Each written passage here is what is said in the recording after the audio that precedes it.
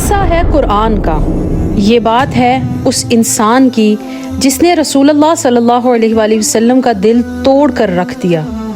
یہ بات ہے اس لمحے کی جب اللہ تعالیٰ نے اپنے محبوب صلی اللہ علیہ وآلہ وسلم کو تسلی دی۔ یہ محض ایک پیغام نہیں تھا، یہ اللہ کا اپنے محبوب کو دلاسا تھا۔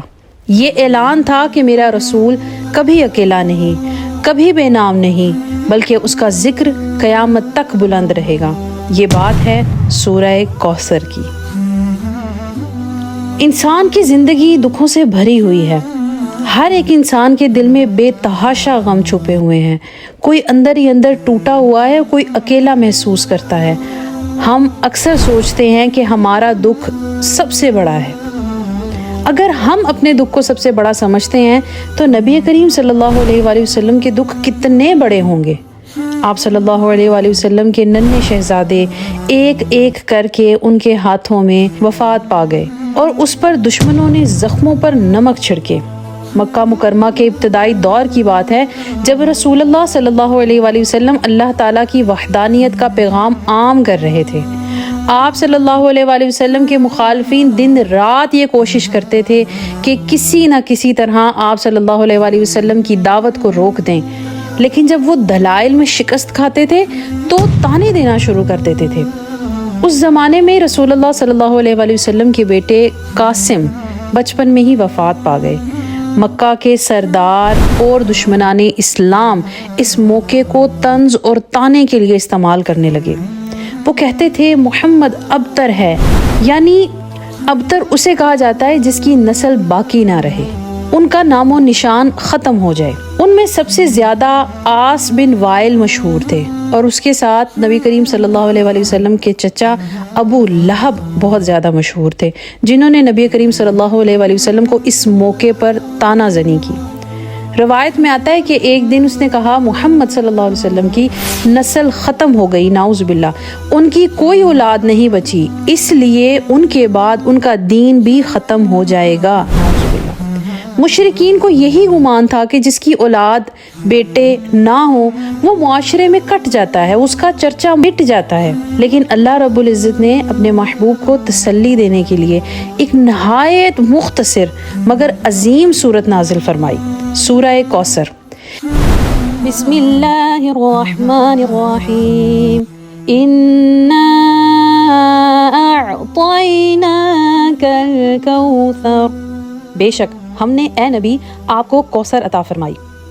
فَصَلِّ لِرَبِّكَ وَانْحَرْ، تو نماز پڑھا کرو اپنے رب کے لیے اور قربانی کیا کرو۔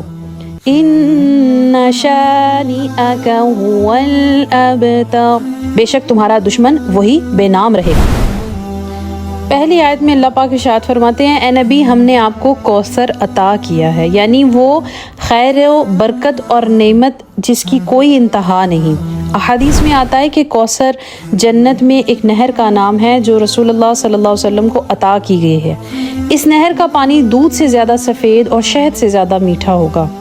قیامت کے دن آپ صلی اللہ علیہ وآلہ وسلم کی امت اس نہر سے سیراب ہوگی۔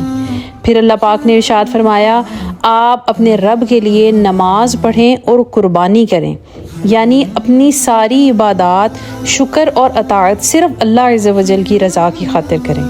آخر میں اعلان فرمایا بے شک آپ کا دشمن ہی ابتر ہے، یعنی جنہوں نے نبی کریم صلی اللہ علیہ وسلم کو ابتر کہا تھا حقیقت میں وہی کٹ گئے ہیں، وہی بے نام و نشان ہو گئے ہیں، اور آج دیکھ لیجئے وہ مشرکین کہاں ہیں، ان کے نام تاریخ کے صفحات پر صرف اور صرف نفرت کی علامت بن کر رہ گئے ہیں، لیکن رسول اللہ صلی اللہ تعالیٰ علیہ وآلہ وسلم کا ذکر آج بھی پوری دنیا میں بلند ہے۔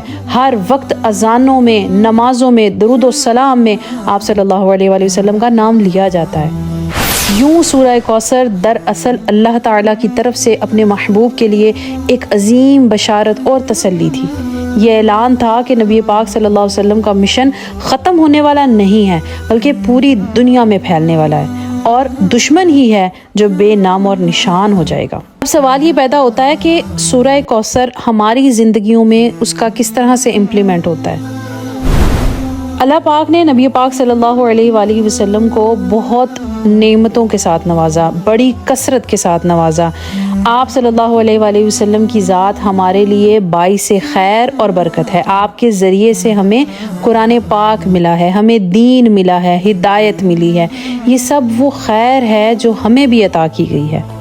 چونکہ آپ صلی اللہ علیہ وآلہ وسلم کو اللہ تعالیٰ نے خیر کثیر دیا ہے، اس کا اثر آپ کی امت پر بھی ہوتا ہے۔ یعنی جب ہم نبی پاک صلی اللہ علیہ وسلم کی اطاعت کرتے ہیں، آپ سے محبت کرتے ہیں اور آپ کی سنت کو اپناتے ہیں تو یہ خیر اور برکت ہماری زندگیوں میں بھی منتقل ہوتی ہے۔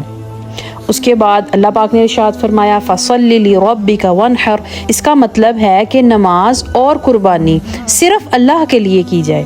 یعنی ہم اپنی زندگی میں یہ عمل یوں کریں کہ ہر عبادت خالصتاً اللہ کی رضا کے لیے کی جائے۔ چاہے ہم نماز پڑھیں، دعا کریں یا کوئی بھی نیکی کریں، اس میں دکھاوا یا ریاکاری نہیں ہونا چاہیے۔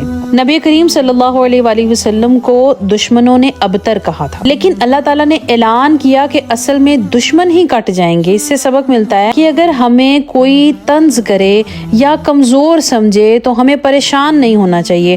اللہ تعالیٰ کے نزدیک عزت وہ ہے جو ایمان اور صبر سے ملتی ہے۔ دنیا والوں نے کہا تھا کہ نبی پاک صلی اللہ علیہ وسلم کا نام ختم ہو جائے گا، لیکن آج دنیا کے ہر کونے میں آپ صلی اللہ علیہ وآلہ وسلم کا ذکر بلند ہے۔ یہ ہمیں یہ سکھاتا ہے کہ نیک اعمال اور سچائی کبھی ضائع نہیں ہوتے ہیں۔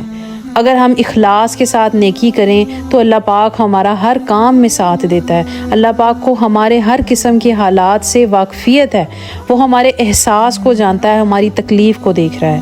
یہ صورت یہ یاد دلاتی ہے کہ اللہ تعالیٰ اپنے بندوں کے ساتھ ہے، چاہے دنیا کچھ بھی کہے، اللہ کے فیصلے سب سے بڑے ہیں۔ ہمیں اپنی زندگی کے ہر دکھ اور مشکل میں اللہ تعالیٰ پر بھروسہ رکھنا چاہیے کہ وہی ہماری تسلی اور مدد کرنے والا ہے۔ تو آئندہ جب آپ نماز پڑھیں اور نماز میں سورہ کوثر پڑھیں تو بڑی ہی عاجزی اور محبت کے ساتھ اس کے ترجمے کو، اس کی تفصیل کو، اس کو سمجھ کر پڑھیں۔